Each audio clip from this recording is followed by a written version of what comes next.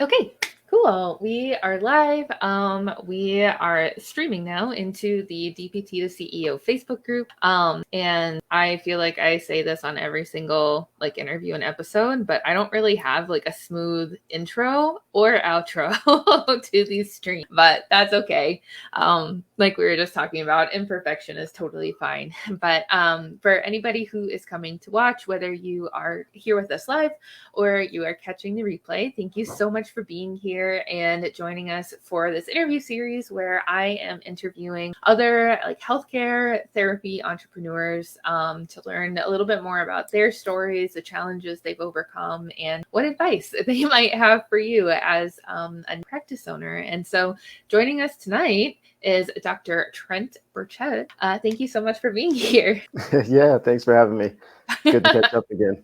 I know, yes.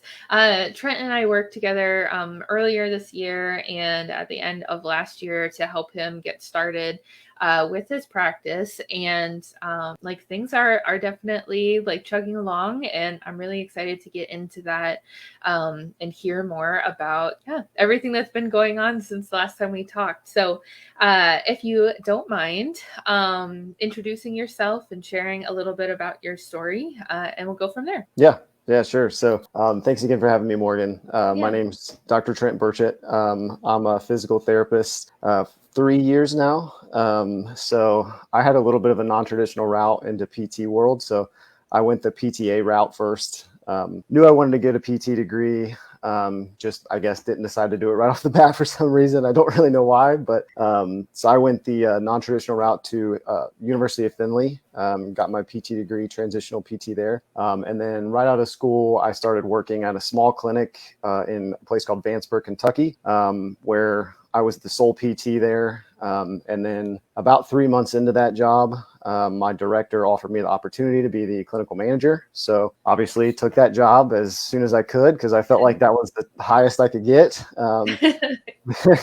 And I was satisfied with my career at that point, but I knew I wanted more. So then, I worked in that job for about a year and a half, 2 years. And it got to be too much. That location is about 40-minute drive from my house. So it was difficult driving there, working 10-hour days. I don't know if you've been a clinical manager before, there's, I'm the sole PT too. So it's just me. And then I put out all the fires, but I'm also doing 7 to 9 evaluations a day. So at the end of the day, my brain was absolutely fried. So my wife was telling me it was a struggle for me to even just like function in the evenings. So I decided that wasn't for me. So I switched roles one more time and transitioned to a closer location, thinking that would be easier on me, still as a clinical manager at a bigger facility. Mm-hmm. It wasn't any easier. Then I decided again, wasn't for me, talked with Morgan and I stalked her Facebook page forever. We talked a couple times and then, pulled the trigger working with her. And it was a great experience. So at that point, that's when I decided to open up my business. And after we worked together, it got me going. I mean, it was really just a couple months and we were actually starting to see, people and business changes. So it was really nice. So that's where I'm at now. And now I have between 6 to 10 patients currently. And then I'm also in a contract with a wellness provider in the area. He's actually a dentist. So it's kind of an interesting story, but we can talk about that later. Yeah. Oh my gosh. Yeah. So yeah, Trent has gone on like such a journey, and we started working together, I want to say like last August. I think like mm-hmm. we met one time and then you went to France for a while and then we got back together. So like it hasn't even been a year, Trent. Yeah, it'll be a year in September when I filed my LLC. Yeah. So yeah. Gosh, the anniversary is coming up. That's so exciting. Like like you have traveled a lot. Like I feel like that's something that has been like a little bit unique to you, but like with the different people I've worked with, is that like you took time off, like which is something that can be kind of difficult to do when you're running your own business. You traveled, you saw friends, and like you had a bunch of different opportunities, like as you were getting set up as well. And you still managed to, stay consistent and work on growing your business. And so, like that's something that I really admire about you. And, like you're kind of proof of the process that, no matter what else happens, whatever is outside of your control, you can only control what you do, and Right. like being able to be decisive and consistent, over time as you're growing your practice, you will eventually get there. So yeah, great job with all that, Yeah. Trent. Yeah. Thank you. So now you're here, with like partial to a full caseload, which is awesome. Can you tell us a little bit more about like your particular practice and, who you work with or the ideal was, and then kind of like who you're working with now? Yeah. So working with Morgan, obviously, we tried to niche down as much as possible. So in my business plan and model my focus was to work with back pain patients, active people in the community that deal with back pain, whether it acute or persistent back pain. Didn't quite work out that way at the beginning. It was kind of interesting, but no, the story, we started working and started getting some clients, and for some reason traction built, and I was now the postpartum guy. Right after. So I got one girl that reached out to me, and I did more like a wellness programming and stuff for her. And then she recommended me to a couple of her friends. So I built like a little group of about 4 to 5 postpartum women, still with back pain, but not exactly ideal, but it worked out well. They got good success with working with me.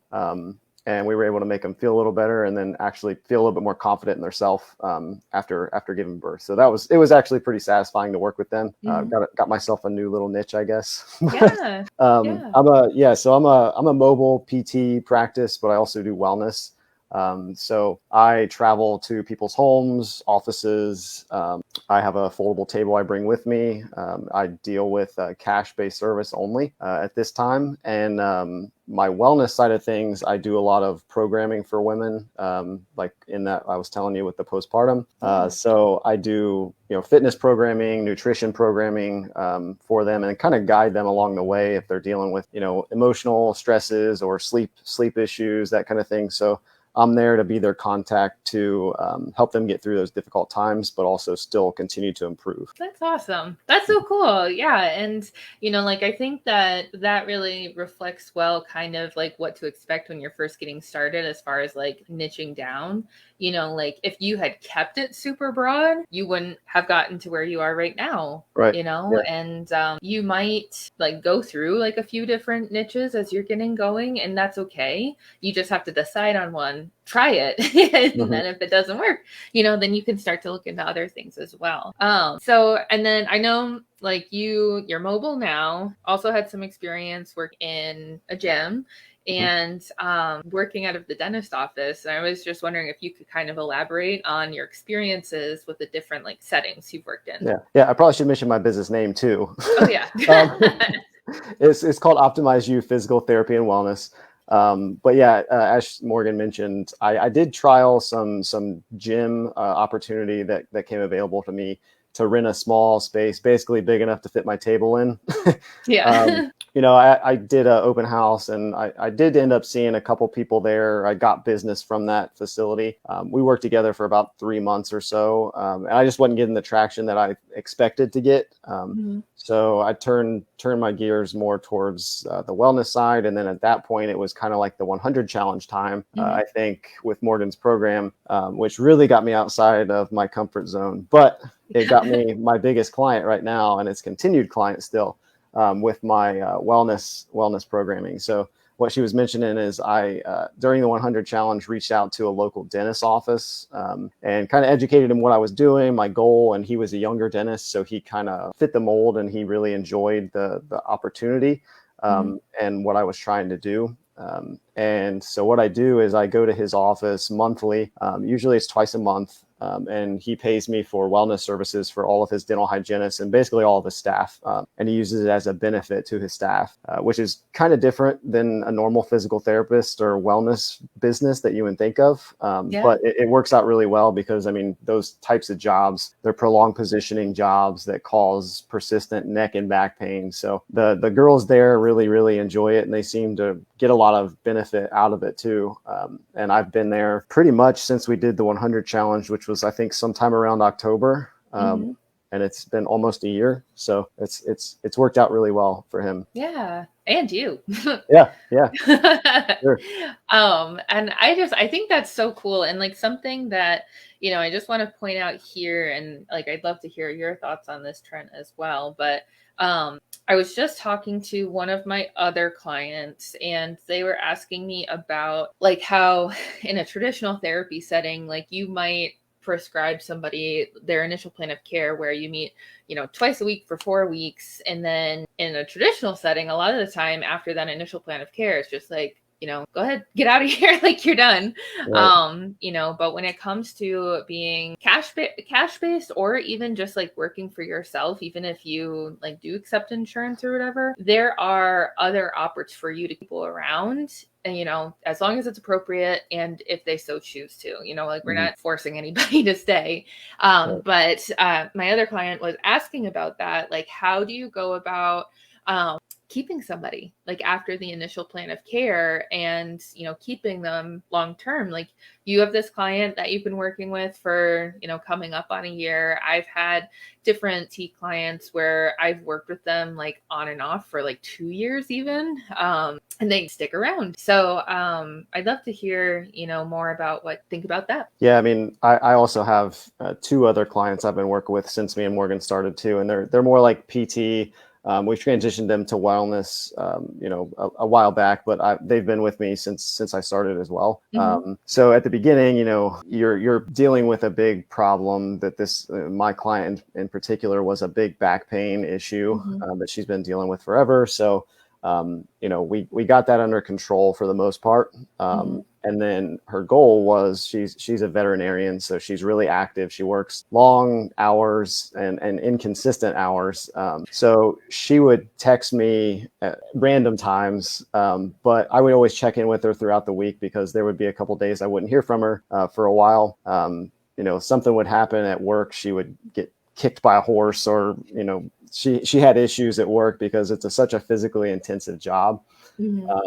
So what we would do is we put it on hold. I'd create a small program for her to do on her own until she felt comfortable, you know, us working together again. She would always just kind of check in with me along the way. And it's more that like accountability partner more than anything, is I was just there when she needed me. She knew what to do exercise wise. And then when something got flared up, she'd call me and we'd get her right back on the caseload again. So it's really just like staying in contact with that person, whether you're working with them or not. And even if it's just monthly, checking in, seeing how they're doing, and getting the continued buy-in with that person helps build the rapport and keep them in the back of your mind that you're always there if you need to, you know, get your back fixed all of a sudden from a horse kick or something crazy like that. But yeah, kind of that, you know, just always checking in and being in the back of their mind and knowing that, you know, you're there if they need you.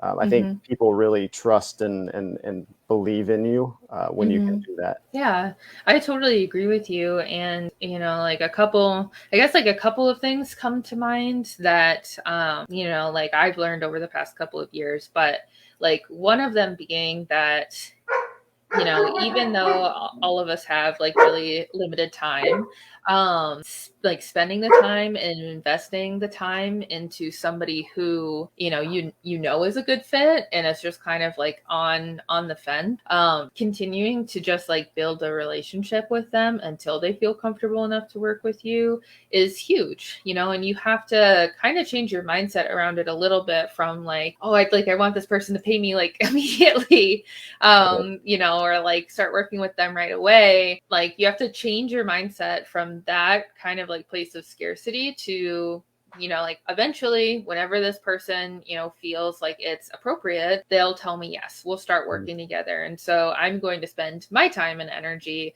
getting to know them, making sure that they're comfortable, because in the end, it will pay off most likely. Right. So there was that. And then I had another thing, but I forgot it, of course. So the other question that I wanted to ask you, because you've mentioned wellness a few times, and like that's one of the biggest questions that a lot of this audience has is, Trent, what's the difference between wellness?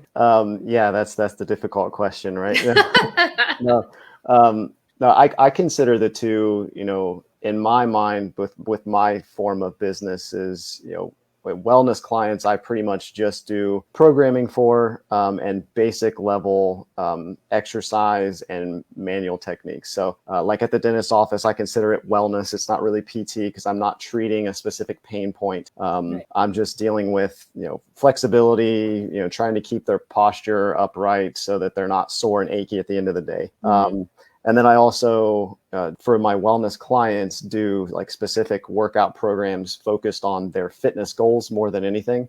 With the PT clients, I consider them having like a specific diagnosis that I'm actively treating with manual therapy techniques, including like joint manipulation, massage, some more skilled, involved techniques that would require me to correct them in the exercise process rather than just switching their programming to help build them to be able to do a heavier squat. More of a pain point than like a personal goal in my mind. So it's kind of a difficult question. They kind of like fluctuate between the two for sure. Yeah. And I know that like this is a big thing that comes up with regards to Medicare patients. And like that's not something that I personally have a lot of experience with, because my group of people that I work with through PT are under the Medicare age. And so it doesn't really come up too much. But I know that that is a really common question that people have, because like the lines, I think, between being a physical therapist who offers wellness services and just like somebody on the street who offers wellness services, I feel like it can get like kind of blurry, the line there. And so I really like the way that you defined it. And I think I would agree. Like that's kind of what I would say too, is that like physical therapy is like a specific pain, a specific injury diagnosis, like you said. Or, helping somebody get from like poor quality of life and lack of independence to that point where like quality of life is okay at the very, very least, and they're independent, but there are so many other problems that we can help guide people through, to the wellness side. Instead of just like fix the shoulder pain, it's like, okay, well, like let's fix your shoulder pain. And then we're also going to work on building strength overhead and address your posture so that, like it doesn't come back. Or because like you said, there's a personal goal where maybe like they want to get into weightlifting. And so I that's did how have I do. like a Medicare patient that was kind of like you were saying, you don't deal with them as much. I don't really either, but I did have one that was in a scenario where he was actually going to PT at the facility that I did PRN work at while I was opening my business. So it was pretty difficult to keep those two lines separated from each other. But what we did was, he was in therapy at the facility getting aquatic physical therapy for his back pain. So what I worked on was mostly when I went to see him was, we did a lot of flexibility work and a lot of manual soft tissue work with him. And then I taught him exercise progression, where at the rehab facility he was at, they were just focusing on getting him some abdominal strengthening and just moving in the water, basically, because he was in so much pain with his back. So I was being the person that was giving him the thing he felt like was benefiting him more by the manual and like flexibility and actually progressing his exercise. And then the rehab facility, the aquatics treatment was, managing his back pain. I wasn't technically treating his back pain.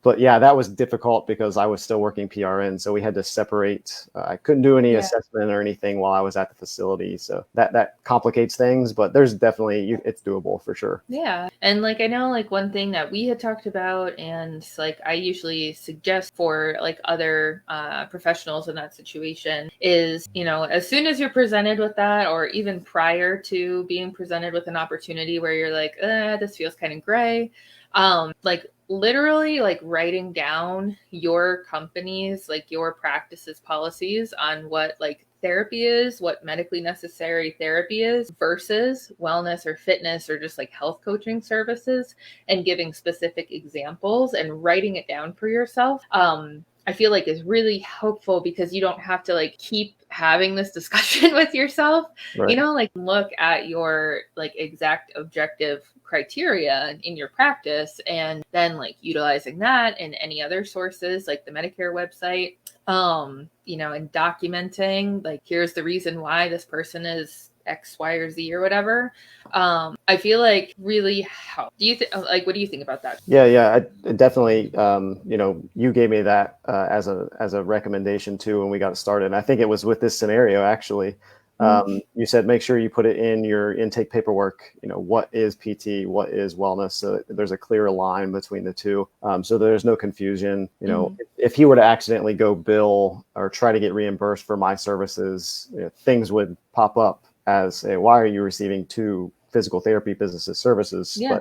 But in my documentation and my intake paperwork, it all justifies why it's one or the other. So, but yeah, definitely that would take care of that issue if it ever would occur. So for sure. Yeah, and I think like, this is one of the like biggest barriers for a lot of therapists getting into their own practice, is I think that we all want like a very concrete, exact, accurate answer, for these questions. And sometimes there is one, sometimes there's not. And, like really all you can do is like through, talking to people, and of course, definitely like writing down and documenting whatever your assessment is, and backed up by resources, like just doing your very educated best, to make decisions. And like that's, part of the autonomy that we have as therapists, is to make those decisions, based on this observation, these facts that I have, this is why this person qualifies for Medicare covered services or not. And that's all you can do is your best. Yeah. I mean, we all took a laws exam, so we know what's expected, and you're supposed to do no harm and do the right thing. We all have like ethical and moral reasons why you would choose what to do. So I mean, as long as you go with your gut, most of the time it's going to be the right decision. But yeah, that is a difficult scenario. At the beginning, I was having trouble with that too. But you giving me the clear lines of one way or the other, that definitely helped a lot for sure. Yeah, so now I'm not really too worried about it a whole lot anymore. Yeah, good. I'm glad. Yeah. Well, cool. And let's see. So one thing that I know, lots of newbies out there, always have questions on, and something that I think tends to like hold therapists back sometimes from like taking the leap of faith to open their own practice is, like, who's going to want to work with me? Where do I find patients? And like, how am I going to make this work? So, with those questions and getting into how to do marketing, what have you learned in the past year about all that, Trent? Yeah, it's definitely been a big learning curve for me, because I'm definitely not a marketing person. I'm really good with interpersonal skills and social interaction, but when it comes to like social media marketing stuff, that's not for me. My wife has done all that for me and helped me a lot with that whole process and transition. But outside of social media, it's getting in the community as much as you can, talking to people as often as you can. I think you gave me a task one time when I was at the gym to just talk to random people in the gym. And break gym etiquette. Super weird. But I did that, and it got me a couple people while I was there, and I was getting nothing the whole time I was there. And then I tried that, and I actually got a couple people out of it. So it took me out of my comfort zone for sure, but it definitely worked. So it's talking to people. They don't know about you if you don't tell them about you, is kind of what I learned through the whole process. So you tell as many people as possible about what you're doing, and they're eventually going to get some kind of interest in what you're doing.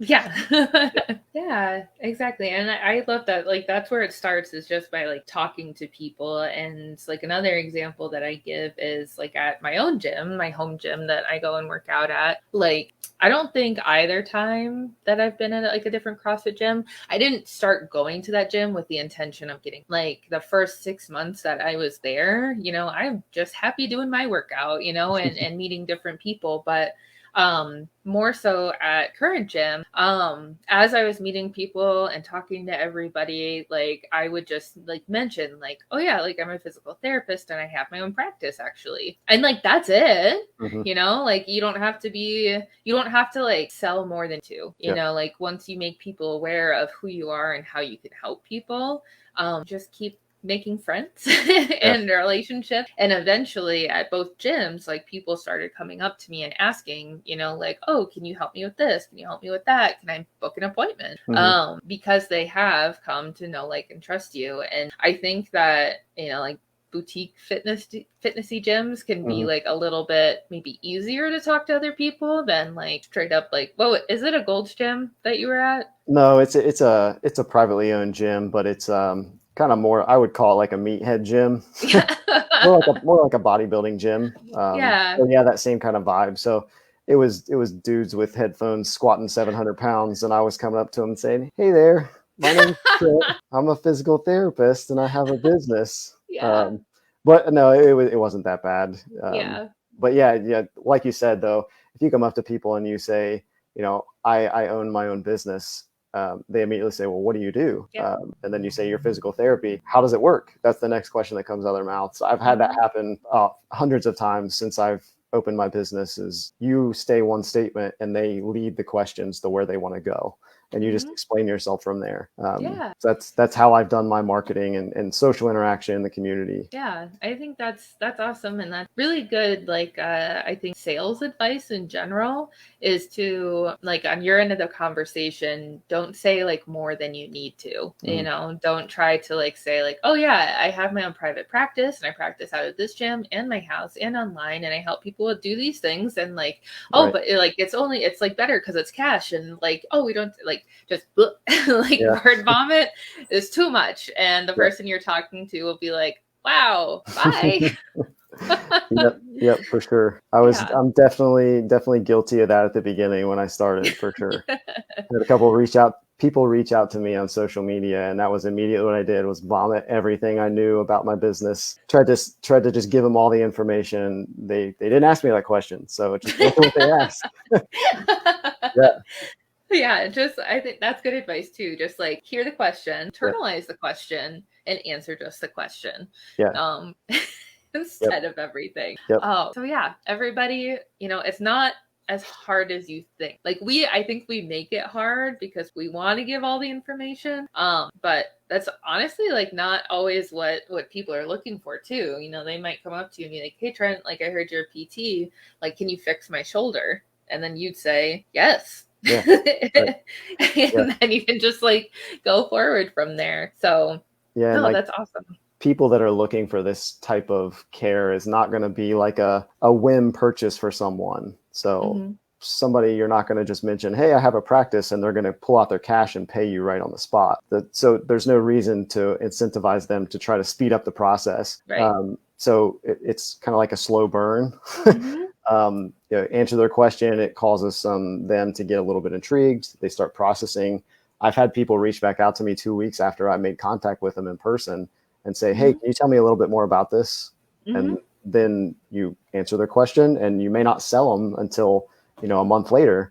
But that's how this process works with this type of a business. It's not a go to Walmart, walk through the store, and then you stole something on the shelf you weren't ready for and you buy it anyway.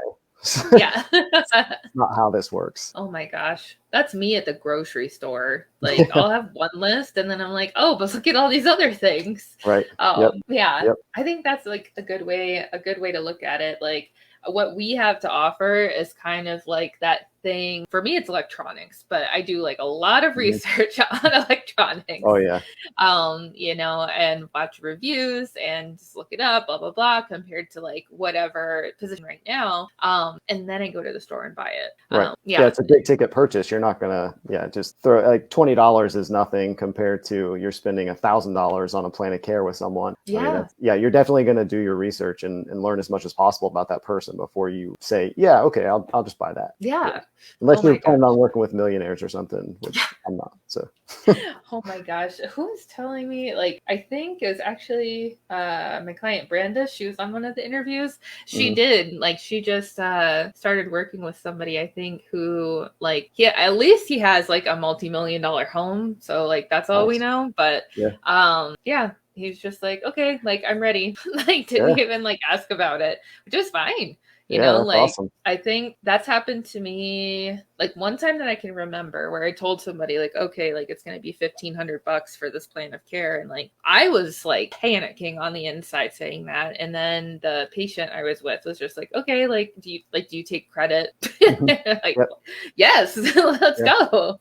Yep. So I think, like that kind of leads into like another little thing that I've definitely like talked everybody's ear off about. But when it comes to finances and worrying about if somebody is going to like pay for your services, like you can't assume anything, because then you end up like making yourself spiral Right. about like if are they going to be able to afford like the eval or the plan of care or whatever, or what if they don't like it, what if they don't see the value in it. And my biggest advice on that has always been like, don't assume anything, like nothing about the other person. Right. And like typically when people want some kind of result, they'll figure out a way to find the money for it. Mhm. What do you think about that? Yeah. I mean, definitely, I would say that's true because, I had some people that, I said I was postpartum guy when I started working, but, Mhm. this girl was 26 years old and she had 3 kids, and, she worked she was actually a speech therapist Oh, in a cool. school system. Hmm. But she didn't have a lot of money. She had 3 kids. I mean, she was working like crazy just to put food on the table for her family. Hmm. When I reached out to her, I was kind of surprised that she was like, okay, yeah. Um, Yeah. but at the beginning, it wasn't that simple. We had to explain and like the process of everything. But we realized that she had an FSA card, and she had been saving money in that FSA account and never really used it or knew what to use it on. Hmm. So I said, hey, that's what this is for. Yeah. And she said, oh, perfect. I didn't know I could use that. And she had no problem paying for it at that point Hmm. because she never utilized that account, and didn't know what to do with it. So you gave her the opportunity, but gave her a different way to purchase what she was actually looking for. Yeah, yeah, absolutely. And I think that's something to note for anybody, watching or listening to this that's new. Lots of people have HSA and FSA cards that, like you said, Trent, like they don't really know what it is. Mhm. But like those cards, like we can accept as a medical practice. And like the policies, I, assume and believe that like the policies for those types of accounts will vary depending on like, who the cards are through. But, for most of the clients that we will work with, they can use those cards to pay for our services. And, they might have like a few grand in there that they're not going to use on anything else. And so that's always something to ask about, I would say. Yep. So, and I know one other thing that we wanted to touch on tonight, Trent, is the concept that like it can be scary to leave a full-time job. So tell us a little bit more about like your experience with that. Yeah, I mean, as I said at the very beginning, I was a full-time PT, and I was actually a clinical manager at the time too, and I was over 10 therapists at the facility I was working at. So I Mhm. thought I was at the top and doing what I could, Yeah. knowing in the back of my mind that the only step up for me was a clinical director, and I knew I didn't want to go non-clinical completely. Yeah. It just wasn't in the cards for me. So that was it was difficult because I had the stability of a steady paycheck. Yeah. But my mental health and my time freedom was just in the dumpster. Like I had no energy to do anything. I used to be really into working out. It slowed me down from working out because I didn't have the energy to do anything at the end of the Mhm. day. It was definitely a difficult transition though, because of the stability factor. Mhm. But I took the chance, the risk, because I wanted more time freedom, and Mhm. that's what it bought me too. I have the opportunity to make more money than I've ever made as a clinical manager now than Mhm. I did when I was working full time, which is crazy to think about. And most Yeah. people are like, how in the world is that possible? but it's created opportunities for me to take other positions that I would not elsewhere been able to. So like I'm an adjunct professor at a DPT school as well. So I teach 3 classes in the fall. I would have never been able to do that and get that experience. And I love it. It's so much fun. Yeah. And then I can also, if I want, pick up some PRN gigs if I'm slow. And that's what I've done. I mean, it's you can make extra cash in that way. And I'm really lucky that my wife works a full-time job and she stay at home with her job, and she has really good health insurance with it. So I don't have to deal with losing insurance and all that stuff. So I was lucky in that sense. So that helped me be able to do it. And I knew in the back of my mind, if something were to happen, I could always go back to that job. So I could always get another full-time job if I wanted it. And then you helped me realize that too at the beginning when we did our first free consultation call. Like, hey, there's always going to be a position for you somewhere. Might as well take the chance. This is your time. So I did it, and I don't regret it. Definitely. Good. Yeah. I'm glad. Yeah. I don't know if I've ever met anybody with a practice that says like, oh, I regret this whole thing. Yeah, it's a blast. I mean, it's really fun.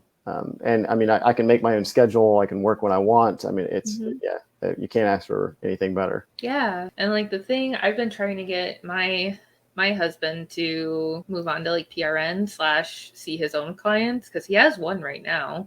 But he's always so worried about whether he's going to have like enough PTO to go and see his family. And like he's used up a lot of it this year with like different things that we've done. And I know that's something that stresses him out. Like, and he can't, I feel like this is probably common, but like even when he's sick, like he has to use PTO for like the first 3 days before like his sick days kick in or whatever. And so he's always so stressed out about like missing work. And when you end up like when you work for yourself, as long as like everything's relatively planned out, you can decide when you want to take time off. You can even take a sick day if you don't feel good, and your clients will understand. So like that I think has been huge, and like something that at times I feel like I've kind of taken for granted. But it really is like a huge benefit to working for yourself. And I also just wanted to point out too, the other cool thing, with being in charge of your professional work and not having to do a 9 to 5 is you've created like multiple streams of income too, and so like sometimes like one will be paying more than the other one, but as you kind of spread things out over a few different places, you don't have to like depend on only just one thing, which is really nice too. Yeah. And it's gave me the opportunity to have negotiating power in those positions. Like we were talking before the call, I just got the opportunity. One of my old clinical instructors texted me and said, hey, I have some extra work. Would you be interested? It's a skilled nursing facility. Never thought in the world I would ever work in skilled nursing. My focus is outpatient orthopedics and sports. But I had negotiating power in that sense because I had my business. I had time, and I knew how much I was worth because I found that out by working with you and getting all my numbers straight. And then I'm also, working in a PRN position where I can say yes or no whenever I want to. So I got negotiating power in that sense, and I got way higher salary than I expected to, or hourly rate out of that position. And it was only because I had this already set in place. So I wouldn't have been able to do that otherwise. I would have had to turn that money down. Yeah. And it sounds like because like at this time, like they need you more than you need them. Right. Yeah. Yeah. I didn't care if they said no. Yeah. That's the thing is I threw an astronomical number out, and we were talking before is I threw a crazy number out, and they said no. And then I said, okay, sorry, can't help you. And then a week later, I got a text and said, hey, I was able to negotiate with my regional director, and we're going to be able to do that salary you requested. I said, oh, okay, that works. So I give them a couple hours a week on Friday morning. So I can make a couple extra $100 real quick. And it doesn't take that much time away from my business. And I can still do what I want with my family on Fridays when I take the Friday off. So yeah. Yay. yeah. Perfect. Yep. It really does. It teaches you, like you said, that it teaches you to like value the education that you have and the skills Mhm. that you have. I think, like now I value that part of myself a lot more than when I was working in outpatient ortho. Because like not only just clinically, like being able to take away somebody's pain, I think is like the coolest thing ever, Yeah. and making somebody feel better. But like by going through this process of growing a business, you learn so many more like of the ins and outs of it, that when it comes to negotiations or other opportunities, you don't have to say yes to them like kind of out of like desperation. You Right. can go into that conversation with a lot more knowledge about what you bring to the table, which is cool. Yeah. Yeah. Like new grad PT coming out of school, if somebody threw $40 on the table for me, I was like, yes. Yeah. And then now that's nothing. I mean, there's no way I would take a job for $40 an hour. I would probably laugh if somebody offered me $40 an hour. Just knowing what I can make and what I'm worth, and I'm able to charge for people, and they see the worth in me when I'm able to help them. And that's awesome. Yeah, absolutely. And then just like kind of going off of that a little bit, and I feel like we kind of already covered some of it, but I think like I'm curious to hear from you, like the biggest like mindset change that you've had in the past year. Let's see. The biggest thing for me is I would say, getting to know people on, through personal interaction and social media marketing type stuff. That was difficult for me at the beginning. And it was a big, difficult learning curve for me because I'm not used to throwing myself out there like that.